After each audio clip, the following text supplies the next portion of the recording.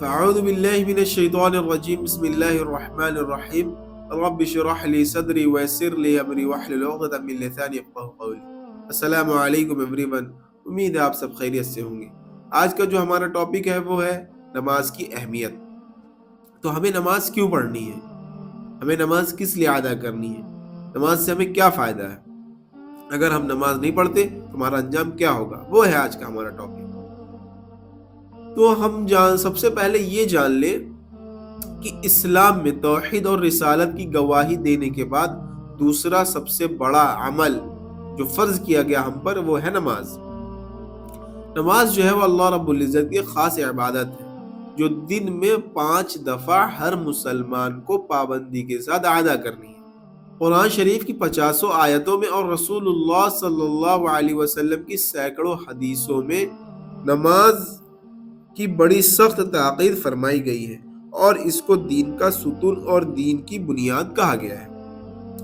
نماز کی ایک خاص تاثیر ہے کہ اگر وہ ٹھیک طریقے سے ادا کی جائے اور اللہ تعالیٰ کو حاضر و ناظر سمجھتے ہوئے پورے دھیان سے خشوع و خضوع کے ساتھ پڑھی جائے تو اس سے آدمی کا دل پاک صاف ہوتا ہے اور اس کی زندگی درست ہو جاتی ہے اور برائیاں اس سے چھوٹ جاتی ہے اور نیکی اور سچائی کی محبت اور خدا کا خوف اس کے دلوں میں پیدا ہو جاتا ہے۔ اس لیے اسلام میں دوسرے تمام فرضوں سے زیادہ اس کی تاکید ہے اور اسی واسطے رسول اللہ صلی اللہ علیہ وسلم کا دستور تھا کہ جب کوئی شخص آپ کے پاس آ کر اسلام قبول کرتا تو آپ توحید کی تعلیم کے بعد پہلا عہد اس سے نماز کا لیا کرتے تھے۔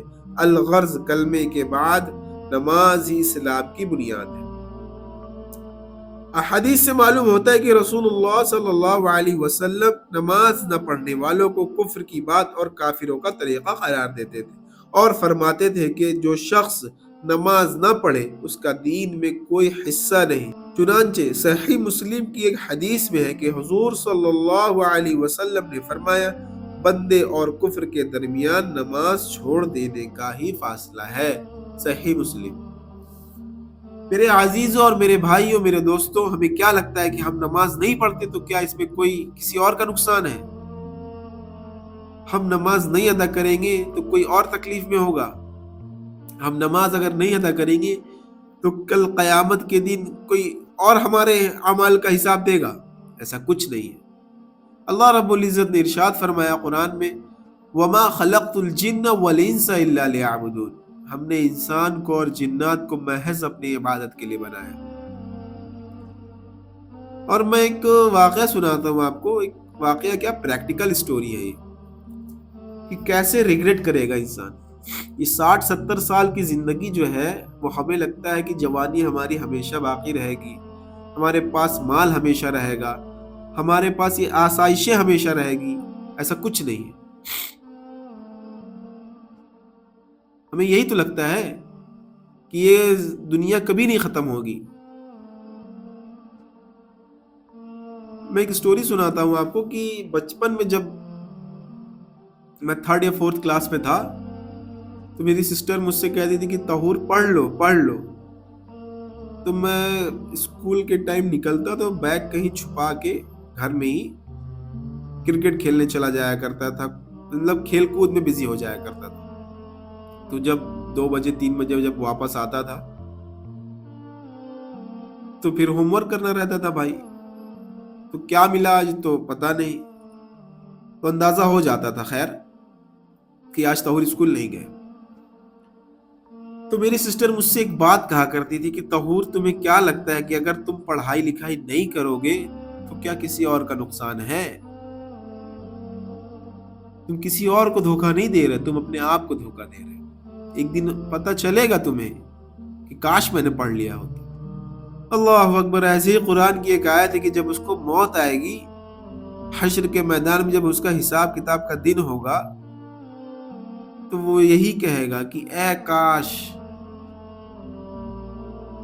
میں مٹی ہوتا، اے کاش مجھے ایک دفعہ دنیا میں واپس اگر بھیج دیا جاتا تو میں صرف صدقہ کرتا، اے کاش موت میرا کام تمام کر چکی ہوتی۔ صرف ریگریٹ کرے گا انسان، صرف ریگریٹ کرے گا۔ ہمیں لگتا ہے یہ جوانی ہماری ہمیشہ باقی رہے گی. میرے عزیزو، یہ جوانی جو ہے وہ برف کی طرح ہے. بڑوں نے مثال دی ہے، برف کی طرح ہے یہ جوانی. کوئی دکاندار جب برف لے کر آتا ہے سیل کرنے کے لیے تو وہ اپنا پگھلتی رہتی ہے، پگھلتی رہتی ہے، پگھلتی رہتی ہے. اس میں سے جتنا اس نے بیچ لیا وہی اس کا پروفٹ ہے. ایسے ہی ہماری جوانی ہے. ہماری جوانی روز دن پر دن ہم موت کے قریب ہوتے جا رہے ہیں. ہم نے اس کے بیچ میں جو نیک اعمال کر لیے، جو نماز پڑھ لی، جو صدقہ کر لیا، جو لوگوں کو اچھی باتوں کا حکم دے دیا، بری باتوں سے روک لیا، یہی ہمارا پروفٹ ہے. کہ لقمان حکیم نے فرمایا یا بنیا اقیم الصلاۃ وامر بالمعروف ونہون عن المنکر واصبر علی ما اصابک ان ذلک من عزم الامور. اے میرے بیٹے، نماز کی پابندی کرنا اور لوگوں کو اچھی باتوں کا حکم دیتے رہنا اور بری باتوں سے روکتے رہنا، اور جب بھی تمہارے اوپر کوئی تکلیف آئے، کوئی مصیبت آئے، کوئی پریشانی آئے تو اس پر صبر کرتے رہنا. یہ بہت ہی بڑا کام. تو ہمیں کیا لگتا ہے کہ ہمیں موت نہیں آئے گی؟ صرف نماز ہی تو پڑھنا ہے ہمیں 5 وقت کی. صرف ایک سجدہ، آدم علیہ السلام کو ایک سجدہ کرنا تھا شیطان نے. اللہ نے کہا سجدہ کرو تو شیطان نے کہا کہ یا اللہ، تو نے مجھے آگ سے بنایا اور آدم علیہ السلام کو مٹی سے بنایا، تو کیسے سجدہ کروں؟ ایک سجدے کی انکار کی وجہ سے کیا معاملہ ہو گیا. اللہ نے ابلیس، شیطان، کیا کیا نام رکھ دیا. ہم نہ جانے کتنے سجدوں کا انکار کر رہے ہیں. تو آخری میں اللہ رب العزت سے یہی دعا ہے کہ اللہ رب العزت ہمیں اپنا نیک اور صالح بندہ بنائے اور نماز کا پابند بنائے، قرآن جو ہے ترجمے کے ساتھ پڑھنے والا بنائے، اور اللہ رب العزت کہنے سننے میں جو بھی غلطیاں ہوئی اسے معاف فرمائے. سبحان اللہ وبحمدہ، سبحانک اللہم وبحمدک، اشہد ان لا الہ الا انت، نستغفرک واتوب الیک. سبحان ربک رب العزة عما یصفون وسلام علی المرسلین والحمد للہ رب العالمین.